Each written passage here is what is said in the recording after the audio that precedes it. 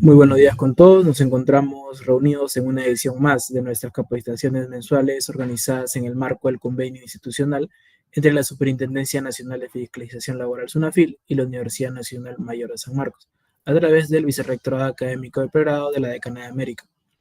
Estas jornadas tienen como propósito fortalecer la cultura de prevención entre nuestros estudiantes y la comunidad universitaria, abordando temas claves del acontecer laboral, la seguridad y la salud en el trabajo desde una perspectiva técnica y actualizada.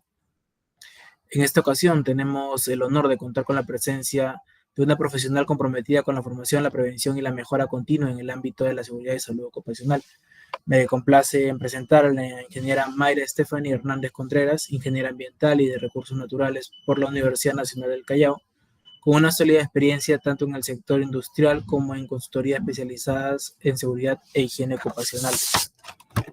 Actualmente ella cursa la maestría en Seguridad y Salud Ocupacional y Medio Ambiente en la Universidad Continental y asimismo se desempeña como asistente técnica de Seguridad y Salud en el Trabajo en la Dirección de Prevención y Promoción de la SUNAFIL. Hoy nos acompañará con una ponencia sumamente importante, factores que aumentan los riesgos de seguridad y salud en los trabajos jóvenes. Un tema sensible y urgente en nuestro contexto laboral actual. Sin duda será una exposición enriquecedora para todos nosotros con la experiencia y los conocimientos que tiene nuestra ponente. Le damos la más cordial bienvenida nuevamente a la ingeniera Mayra Hernández. Adelante, ingeniera, le escuchamos, por favor. Buenos días, voy a compartir mi pantalla.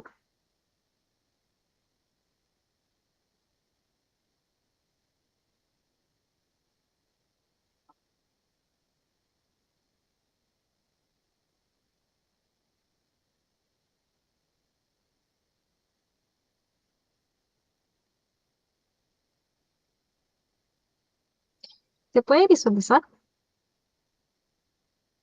Sí, se visualiza perfecto. Sí, ok, gracias. Muchas gracias por la presentación. Buenos días con todos. Mi nombre es Mayra Hernández, represento a la Dirección de Prevención y Promoción de la SUNAFIL y es un gusto estar con ustedes acompañándolos esta mañana de esta conferencia organizada en conjunto con la Universidad Nacional Mayor de San Marcos, como mencionó. Y seguramente muchos de ustedes ya están trabajando o están próximos a hacer sus prácticas preprofesionales y es aquí donde nosotros nos ponemos a detener y a reflexionar y preguntándonos, ¿no? Si sabemos cuáles son las condiciones que ingresamos quizás a un centro de labores o cuáles son esos riesgos que nosotros nos enfrentamos siendo quizás tan jóvenes. Si bien es cierto, como joven, al momento que uno realiza sus prácticas y no cuentan con esa experiencia suficiente, ¿no? Que son muchas personas no conocen cuáles son sus derechos, cuáles son sus obligaciones en materia de seguridad y salud en el trabajo. En principio, primero quiero recordarles que el empleador es el garante en materia de seguridad y salud en el trabajo. ¿Y qué quiero decir garante? Significa que el empleador se tiene que hacer responsable. ¿En qué? En quizás suceda que es un accidente de trabajo o alguna enfermedad profesional.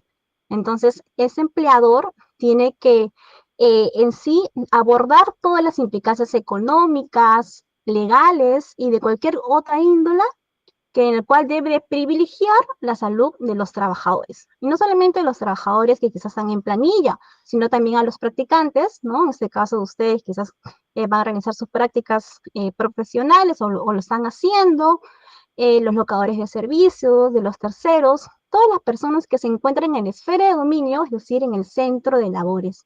Es por ello que el tema que vamos a abordar el día de hoy son sobre los factores que aumentan los riesgos de seguridad y salud en el trabajo de los jóvenes. En principio, ¿ok? Tenemos que hablar sobre el marco legal, que es muy importante revisar este marco normativo. Si bien es cierto, tenemos primero la ley, que es la ley 29783, que es la Ley de Seguridad y Salud en el Trabajo, que fue promulgada en el año 2011. Esta ley, ¿cuál es su objetivo principal? Es fomentar una cultura de prevención de riesgos laborales en todos los centros de trabajo. Y luego, en el 2012, se publica ese reglamento, que fue aprobado por el Decreto Supremo 005-2012-TR. Este reglamento lo que va a hacer es reforzar ese enfoque preventivo. Además, incorpora una mirada como que más amplia que la ley 29783. Asimismo, también tenemos a la resolución ministerial, la 050-2013, en la cual está contemplado todos los formatos mínimos que son parte del sistema de gestión. Y ahora nosotros nos preguntamos, ¿no? Si hay muchos empleadores que quizás no cumplen o no revisan ese marco legal.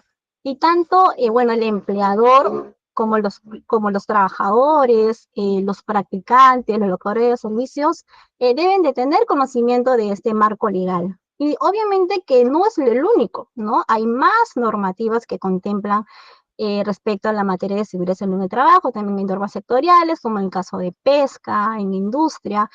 Seguramente ustedes próximamente, o seguramente ya están realizando sus prácticas, están en diferentes, quizás en diferentes áreas, ¿no? Podría ser quizás en un sector industrial, que también tiene su propia materia sectorial, en el sector pesca también, y así hay distintas normativas sectoriales que también es muy importante que ustedes tengan conocimiento de ello, ¿no? Pero el día de hoy vamos a contemplar un poco más de esta normativa, que es la ley, el reglamento y la resolución ministerial 050-2013. Ahora, con respecto al tema que bueno, estamos abordando el día de hoy, que son sobre los factores que aumentan estos riesgos, primero hay que tener en claro qué es un peligro, qué es un riesgo y qué es una consecuencia, ¿no? Si bien es cierto, ¿qué nos dice en el glosario de términos del reglamento de la ley? Es una situación o característica intrínseca de algo capaz de ocasionar algún daño a las personas, a los procesos y a los equipos. Como se puede visualizar en la presentación, existen diversos tipos de peligros, pueden ser físicos, químicos, biológicos, bueno, ergonómicos, locativos, ¿no? Si bien es cierto, me puse un ejemplito de una imagen, ¿no? De un joven que está usando un celular. Quizás imaginemos que sea un joven que quizás no está respetando, ¿no? La política de la empresa, porque hay muchas empresas, generalmente las industriales, que ya que son un poco más críticas, prohíben el uso de celulares. Sin embargo, imaginemos que este buen joven está usando su celular mientras que está dentro del horario laboral, ¿no? Dentro del centro de labores y quizás no contempla, ¿no? Quizás los peligros y riesgos que está expuesto este practicante, este joven. Entonces está revisando su celular en el pasillo y en ese momento no se da cuenta que quizás hay una caja, ¿no? Y puede sufrir un accidente en este caso, ¿no? Entonces, ¿cuál sería el riesgo? Si bien es cierto, ¿no? El peligro, situación, característica intrínseca que tiene su celular, ¿no? Porque si bien es cierto, es un peligro usar el celular en la mano, más aún si están en el centro de labores. Y el riesgo es la probabilidad de que el peligro se materialice. Por ejemplo, puede ser que se tropiece o en el caso que se resbale. ¿Y cuál sería la consecuencia?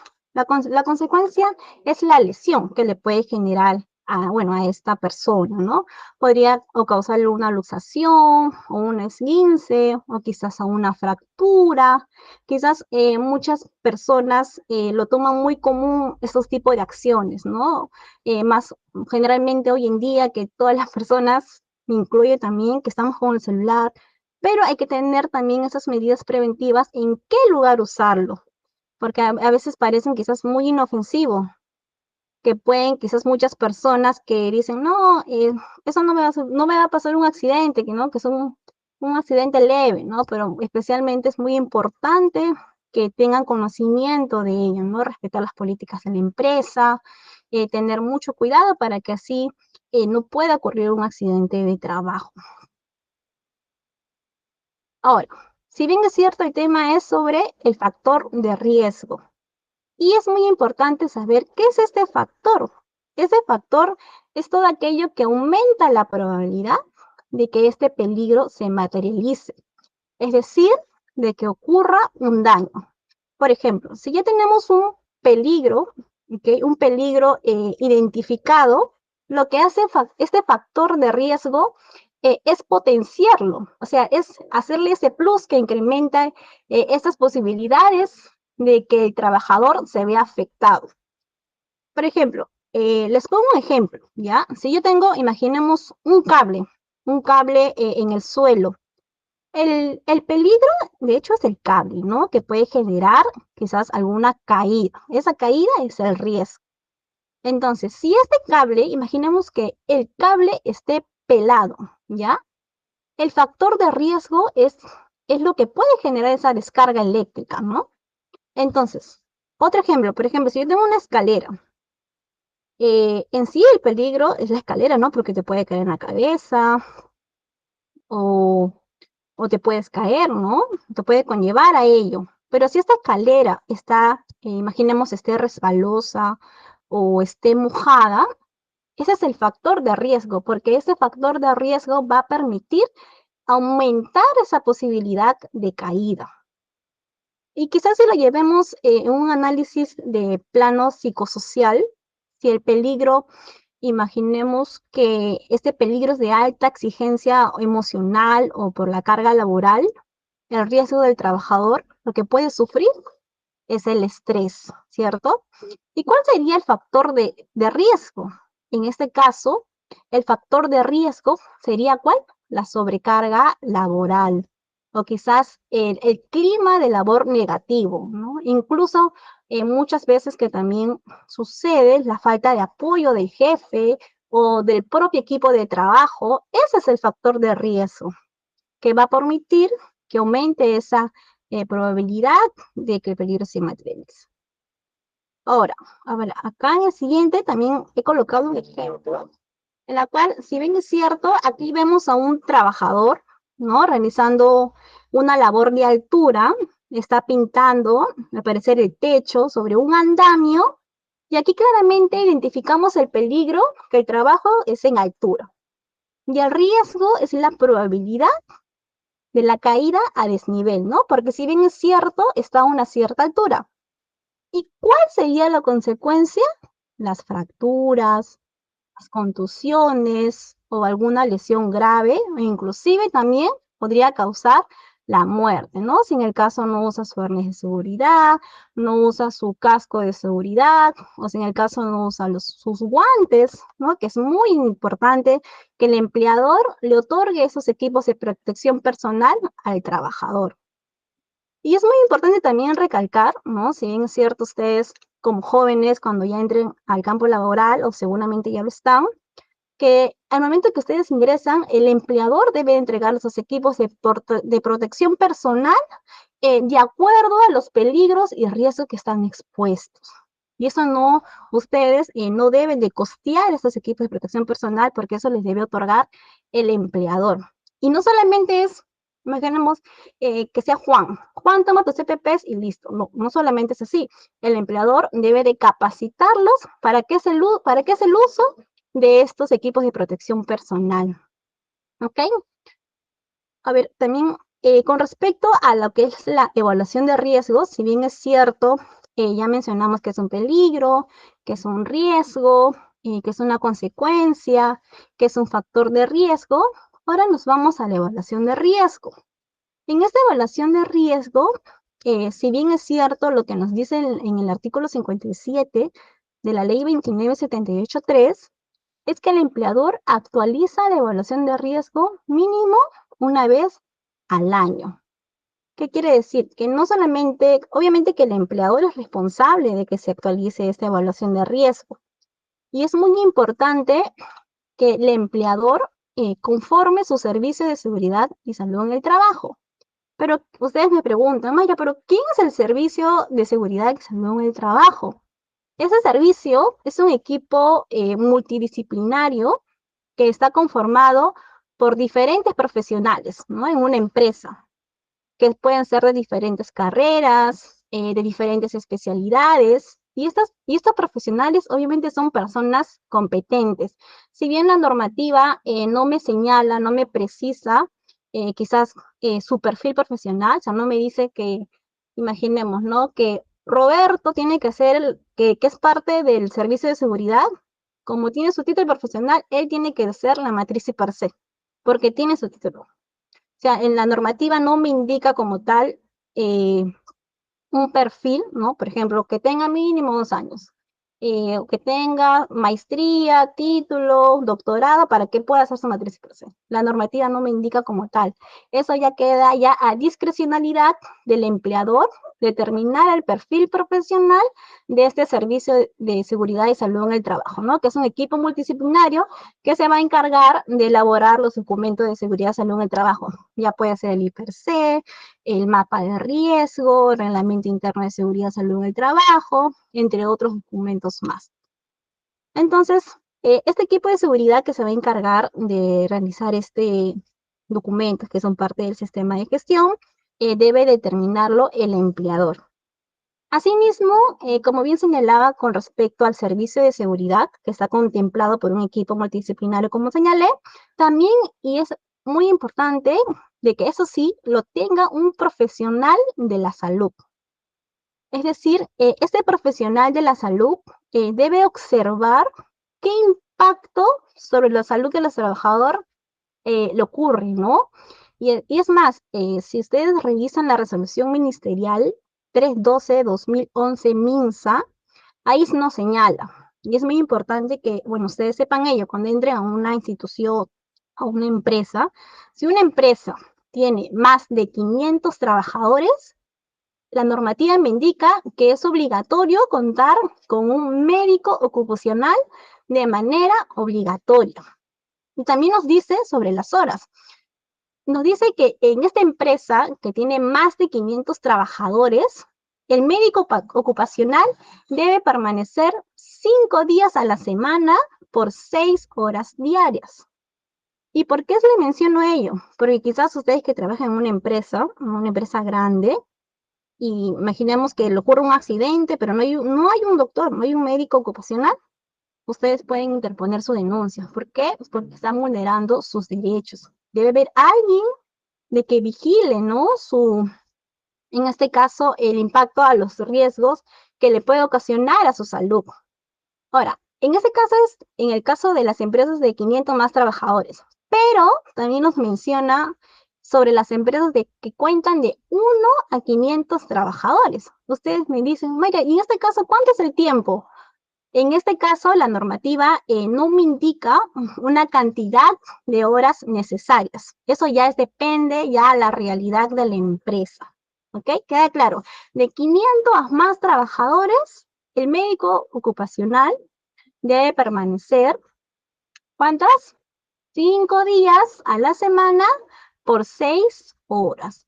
Y las empresas de 1 a 500 trabajadores, la normativa no me contempla las horas que debe permanecer este médico ocupacional, ya queda ya a gestión interna del empleador, dependiendo también a la realidad de ellos, ¿no?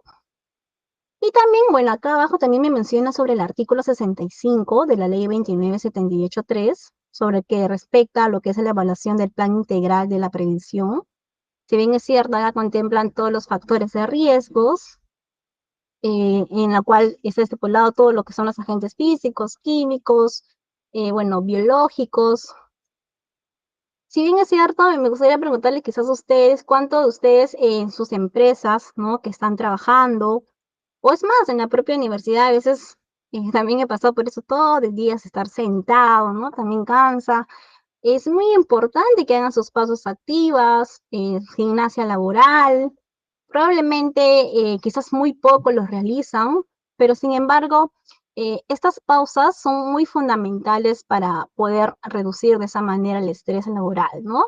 Y también forma parte de esta cultura preventiva que todo empleador debe de fomentar. Ahora, también hablemos sobre lo que son los registros ocupacionales. Estos registros, si bien es cierto, son parte de los documentos del sistema de gestión. Unos de ellos son 8 registros en total, pero uno de ellos es sobre los monitoreos ocupacionales. Si bien es cierto, existen monitoreos físicos, químicos, biológicos, ¿no? Psicosociales. Bueno, en este caso, la empresa mínimo al año debe realizar un monitoreo ocupacional, ¿no? Ya depende del empleador, de acuerdo a los peligros y riesgos que están expuestos, en este caso los trabajadores, debe realizar sus monitoreos, ¿no? Pueden ser físicos, cualquiera de lo que he señalado. Y es más, hay muchas empresas que según la exposición de los peligros que están expuestos a ellos, realizan solamente monitoreo de 3 agentes, otro de 5, otro de todos los agentes que existen, ¿no? Eso ya queda ya a discrecionalidad del empleador. Ahora, con respecto a los registros también de monitoreos, también como pueden observar en este formato, pueden encontrarlo también en la resolución ministerial 050-2013, en el anexo 1. En el momento que realizan un monitoreo deben utilizar este registro. ¿Por qué? Porque en el caso de una inspección, en el caso si va un inspector, ¿no?, a la empresa o le solicita, tienen que entregarlo ese registro mostrándole como una evidencia que se ha realizado estos monitoreos, que pueden ser cualquiera de los agentes, ¿no? Y obviamente llenar todos estos campos que están contemplados. Y además deben analizar lo que es su programa anual, su informe de resultados, la copia del certificado de calibración. Eso no es obligatorio, ya eso ya es como algo facultativo, ¿ok? Y si bien es cierto, bueno, igual como les mencioné, este monitoreo se realiza una vez al año. ¿Dónde me indica eso? No lo digo yo, sino lo dice la normativa. Si ustedes revisan el artículo 90 de la ley, ahí me menciona que debe revisarse mínimo una vez al año y actualizar, ¿no?, todo lo que son los documentos que son parte del sistema de gestión. Y es más, en el sector minero, en este caso, bueno, el Ministerio de Energía y Minas ya ha emitido un pronunciamiento en esa línea, ¿no?, sobre el reglamento interno, que, bueno, como el reglamento es parte del sistema, ahí nos señala, ¿no?, que debe revisarse mínimo una vez al año. Ahora, con respecto al centro médico asistencial, bueno, este médico es muy importante que ustedes tengan en cuenta que todas las empresas deben y están obligadas a realizar sus exámenes médicos ocupacionales. Ahora, ¿en qué caso o sea, en qué caso, si en el caso es una empresa que realiza actividades de alto riesgo, en este caso los exámenes médicos son cada 2 años? ¿Qué quiere decir? Que si esa empresa que no es de alto riesgo, al momento que ingresa el trabajador, ya queda a discrecionalidad del empleador realizar su examen médico ocupacional.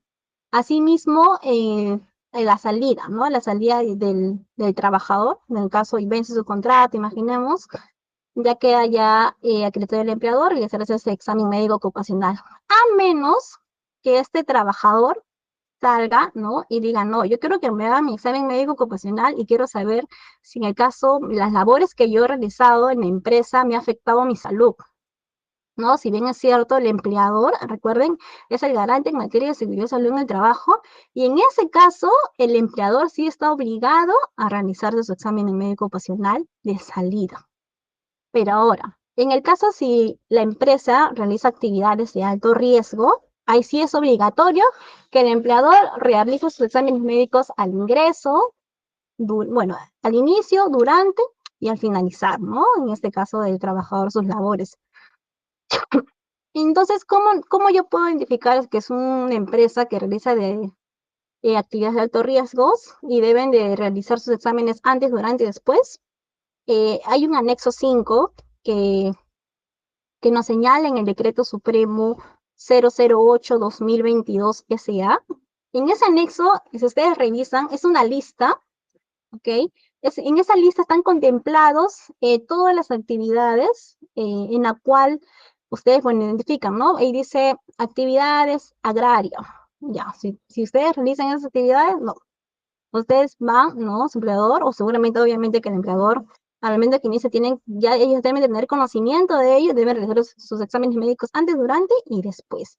¿Por qué les digo eso? Porque a veces muchas empresas no realizan esos exámenes médicos ocupacionales y piensan que quizás ustedes dicen, no, pero no es necesario, ¿no?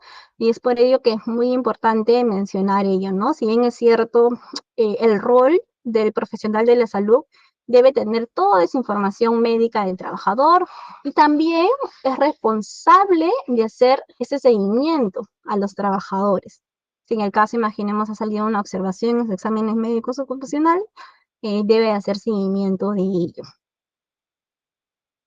Ahí está, mira, justamente acá en esta tablita, justamente lo que le mencionaba en el anexo 5, está todo, bueno, eso obviamente es una tabla más larga, pero mira, acá dice, mira, acuicultura de agua dulce. Obviamente que esa actividad debe de realizar los exámenes médicos ocupacionales y también está lanzado lo que es al SCTR. Por ejemplo, las actividades de extracción de sal, la explotación de otras minas y canteras, ¿no? Obviamente que en la mina realizan actividades de alto riesgo. Todas esas actividades ustedes realicen en ese anexo 5, aprobado por el Decreto Supremo 008-2022. Todas esas actividades, ustedes como trabajadores, tienen esa obligación de contar con su SCTR también y con sus exámenes médicos ocupacionales. Ahora, con respecto a los factores de riesgo psicosociales, si bien es cierto, nos referimos a todas aquellas condiciones del entorno laboral que puede afectar negativamente a la salud mental y emocional del trabajador. Estos factores, si no se gestionan adecuadamente, pueden derivar ¿a cuál? A psicopatologías ocupacionales. Es decir, que estas enfermedades son originadas o agravadas por las condiciones de trabajo. Acá nos señalan a tres, ¿no? Que son los más, de hecho, los más frecuentes, que es el síndrome de burnout, el estrés laboral y el bullying, que es el acoso laboral. Si bien es cierto, respecto al síndrome de burnout, es una forma de desgaste emocional y físico provocada por una exposición prolongada al estrés laboral crónico, especialmente en ambientes con alta presión, con baja valoración del esfuerzo y el escaso control del trabajador sobre esa carga laboral que tiene, ¿no? Nos menciona también algunas características, que es el cansancio psicofísico, la despersonalización, la falta de organización del personal. Ahí pueden ver también una data muy importante, ¿no? Que dice que a nivel de Latinoamérica, 8 de cada 10 personas son víctimas de ese burnout. Y también, y nada menos importante que mencionar, bueno, al estrés laboral, ¿no? Este estrés en sí no es una enfermedad, pero sí se puede convertirse en la antesala de varias patologías físicas y mentales, que si no es gestionada adecuadamente puede conllevar a muchos accidentes, ¿no? A veces muchas personas quizás, bueno, están laborando y se recuerdan, ¿no? O quizás están laborando, pero su jefe le dice, ¿sabes qué, Mayra? Prepárame estos 5 memorandos, toma esos 20 expedientes, eh, no sé, mañana tienes 5 capacitaciones y te sobrecargan, ¿no? Obviamente hay que tener y evitar ello, ¿no? Esa presión, esa sobrecarga, esa frustración, de hecho conversar y obviamente gestionarla de una manera clara, ¿no? Especialmente con los que son tus superiores, con tu equipo de trabajo, para que así no pueda afectar a tu salud mental, que es muy importante. Y más aún como jóvenes, ¿no? Yo me considero joven, eh, a veces las personas, ¿no? Mayores se aprovechan, ¿no? Se aprovechan. Obviamente que los jóvenes son un poco más ya extrovertidos, ¿no? Son más habilidosos, ¿no? Hay veces muchos jefes que aprovechan de eso y te ponen y meten muchos pendientes y no, ¿no? Porque eso de hecho te estresa, ¿no? Hay ese estrés laboral. Bueno, acá pueden también observar algunas principales manifestaciones, lo que es la irritabilidad o cambios de humor constante, también el insomnio, ¿no? Lo que son los trastornos del sueño, la falta de concentración, la fatiga mental. ¿Han escuchado ustedes sobre la doble presencia? Es que quizás el cuerpo, ¿no? Está en el trabajo, pero la mente está en sus problemas, está en casa, quizás está trabajando y se acuerda que ayer peleó con su pareja, ¿no? Y esos problemas personales afectan, ¿no? Afecta a las labores, afecta a la salud mental. eh, También algunas principales manifestaciones es el aislamiento social. Si bien es cierto, hay trabajadores que prefieren no interactuar, trabajar solo, se cierra, se apaga emocionalmente y no debería ser así, ¿no? Ustedes como jóvenes, ¿no? Algunos también personas mayores, trabajadores, practicantes, deben de tener en cuenta mucho ello. Porque si bien es cierto, todas estas manifestaciones que ocurren en el centro laborales puede ocasionar también muchos accidentes de trabajo y es lo que nosotros eh, no queremos, ¿no? Y muy aparte también, y nosotros hay que velar por nuestra familia, ¿no? Que nos está esperando en casa. Y es por eso que también desde la SUNAFIL venimos acá y promovemos ello, ¿no? Que ustedes puedan conocer un poco más de sus derechos, de sus deberes, y en el caso ustedes sienten que están vulnerando sus derechos, ustedes tienen esa facultad de poder de hacer un alto, ¿no? Hacer un alto, si en el caso, porque hay muchas veces que los jóvenes reclaman, ¿no? Reclaman a su jefe, pero quizás por el exceso de la carga laboral, o quizás porque, no solamente por ello en el tema mental, sino si en el caso no se le entrega sus equipos de protección personal, o quizás porque no se le ha capacitado antes de realizar sus labores, o no se le ha brindado una inducción. Si bien es cierto, la inducción es obligatorio para todo trabajador, para todo practicante, ¿no? Y persona que ingresa en el centro de labores, ¿no? Si en el caso ustedes sienten ello, pueden interponer su denuncia, ¿no? Ante SUNAFIL, si bien es cierto, y es importante señalarles también que la SUNAFIL tiene competencia eh, a la actividad privada. ¿Qué quiere decir?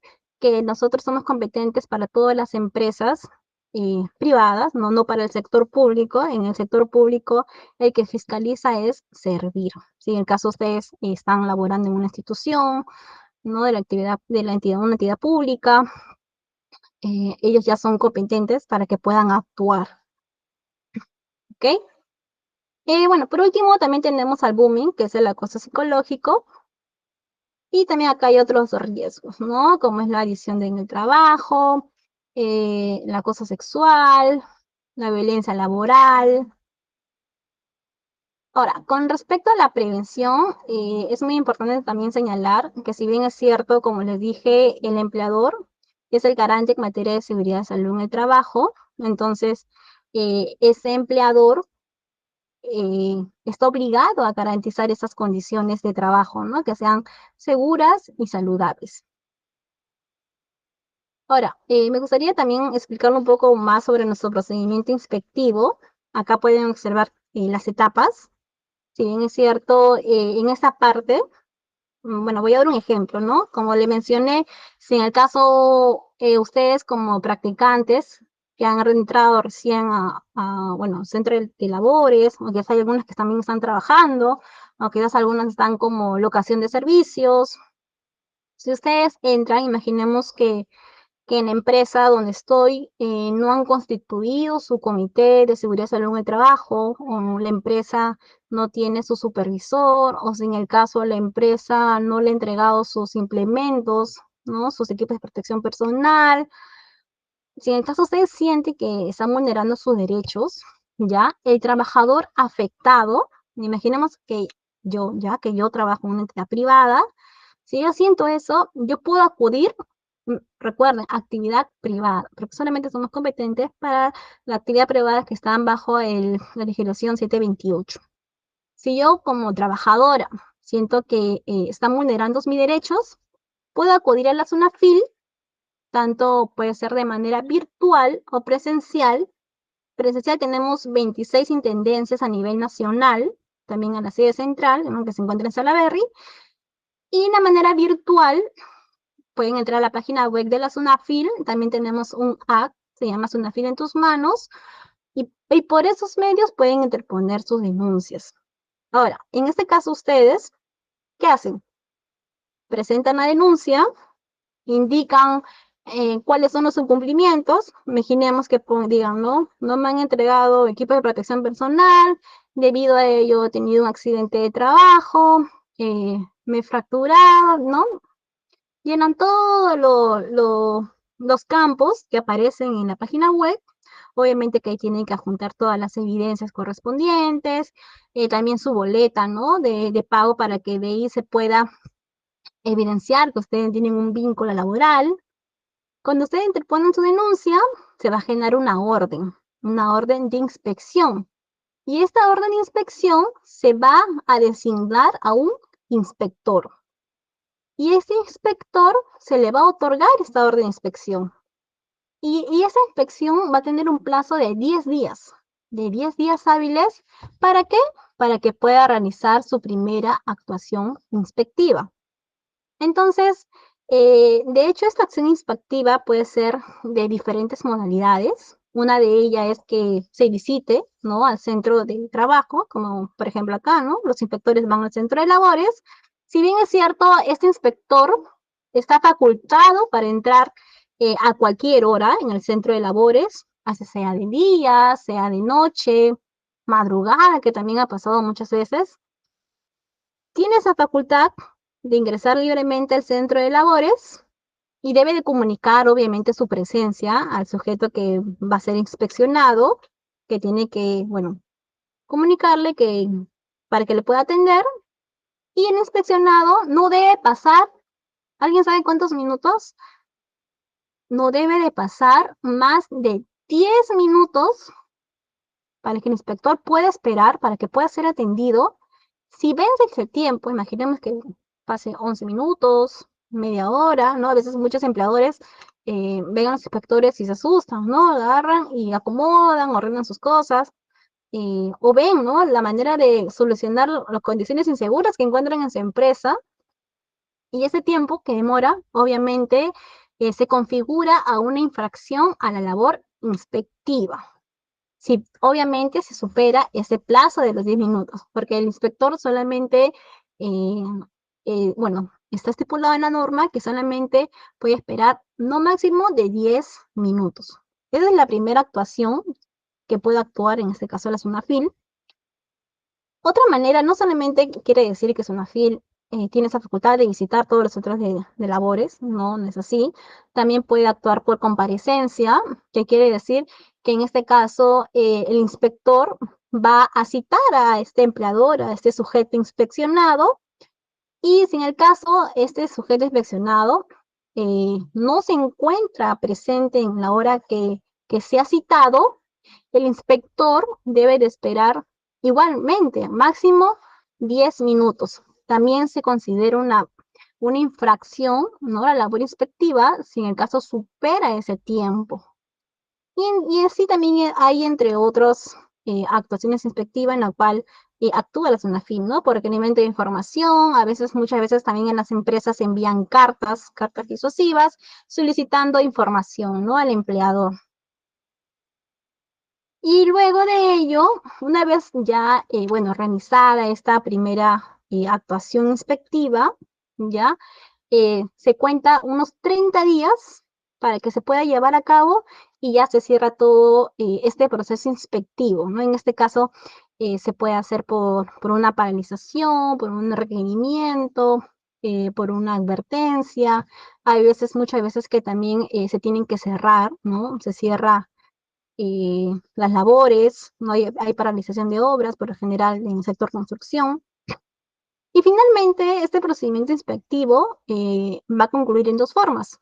Una de ellas, que es un informe de inspección, ¿no? Y el otro, en este informe de inspección significa que ha cumplido con todas sus obligaciones. Y como ha cumplido todas sus obligaciones, es decir, no hay una infracción, ¿cierto?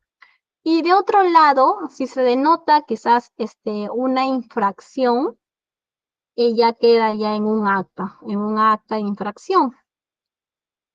Y entonces, ya ahí sí, cuando queda en acta, ya queda cuantificado según el tipo de empresa, según el tipo de infracción, según el número de trabajadores. ¿Ok?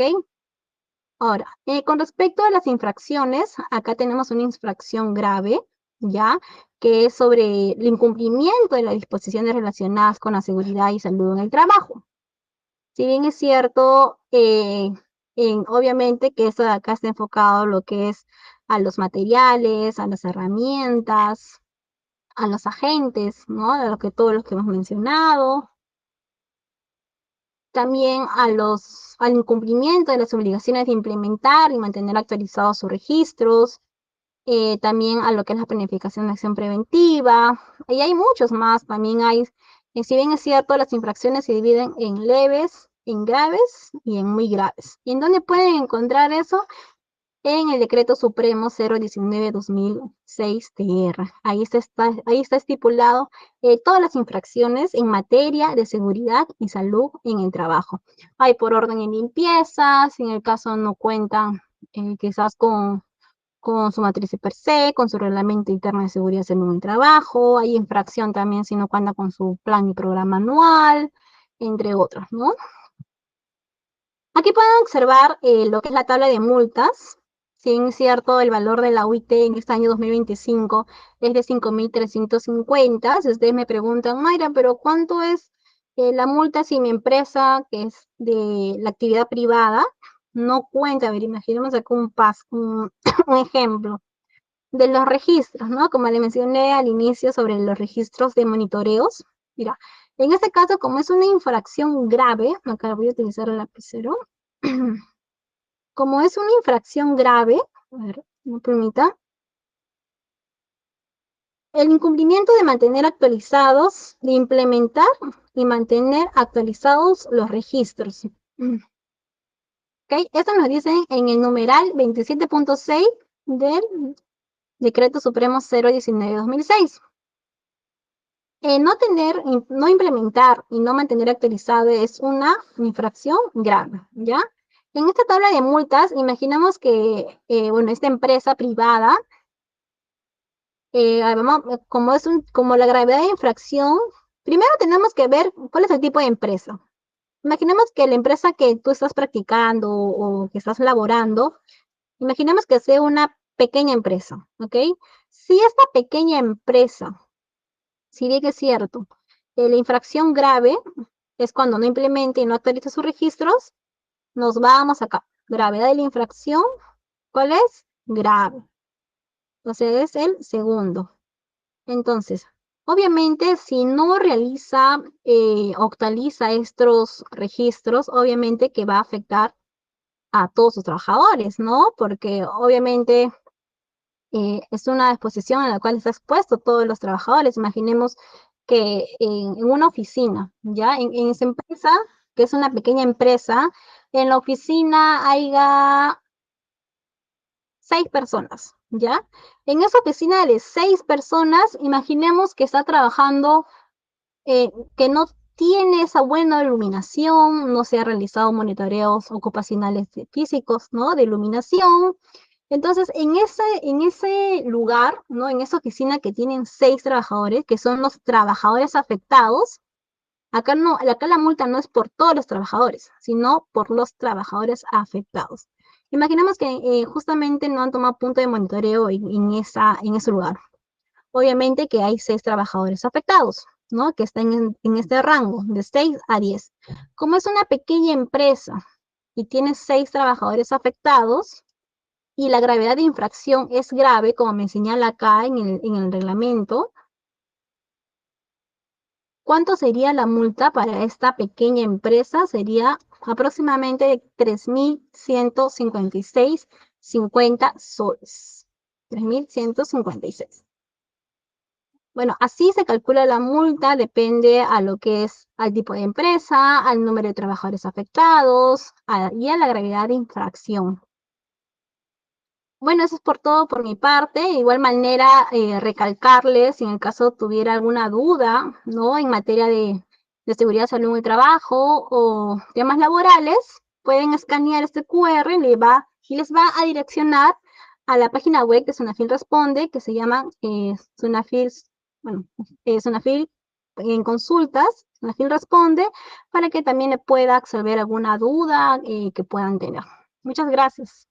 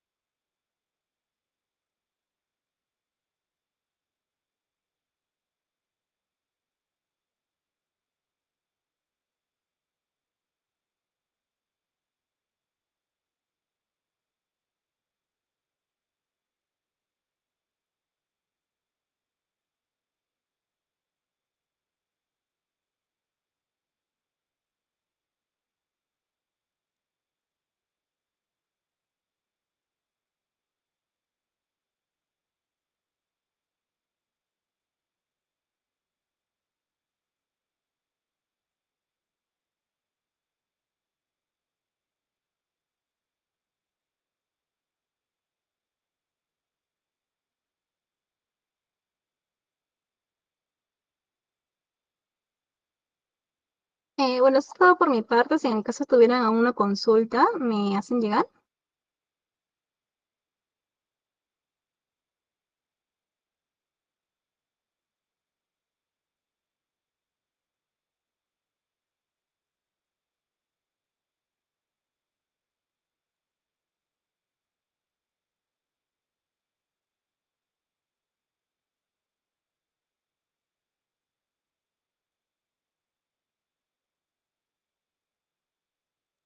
Hola, sí, Tatiana, dime, ¿cuál es tu consulta? Sí, quería consultar acerca de los exámenes médicos de retiro, ¿no? ¿Qué pasa cuando el trabajador no asiste o no acude a la cita para que realice su examen médico de retiro? Ese es uno. El siguiente sería, ¿qué duración tiene el examen médico ocupacional? Esas serían mis dos consultas. Ya, bueno, si bien es cierto, respecto a los exámenes médicos ocupacionales, hay que tener en cuenta lo siguiente. Cuando las actividades no son de alto riesgo, los exámenes médicos al ingreso y a la salida son facultativos, no es obligación para los trabajadores, ¿ya? Que se puedan realizar los exámenes médicos. Ahora, si en el caso las actividades fueran de alto riesgo, yo como le mencioné en el anexo 5 al decreto supremo 008-2022 SA, ahí sí es obligatorio que los trabajadores realicen sus exámenes médicos ocupacionales. Ahora, bueno, me indican, ¿no? ¿Qué pasa si en el caso de ese trabajador no quiere acudir?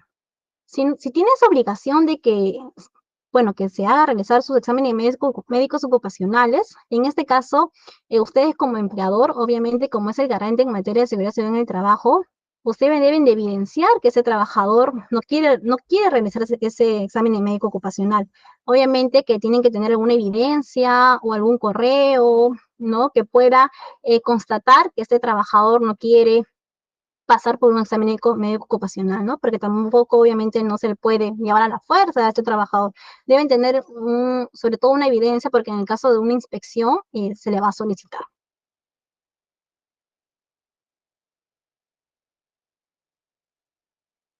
Muchas gracias. Disculpe, el link para registro de asistencia. Bueno, en este caso me parece que el joven que me presentó al inicio, él la va a hacer llegar. Acaban de mandar por el chat. Gracias.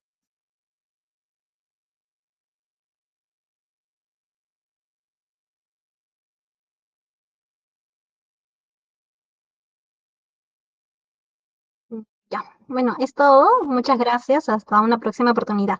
Sí, seguramente le van a estar pasando, voy a coordinar con el responsable de la SUNAFIL de comunicaciones para que le pueda derivar las dispositivos. Muchas gracias. Gracias a todos por estar presentes.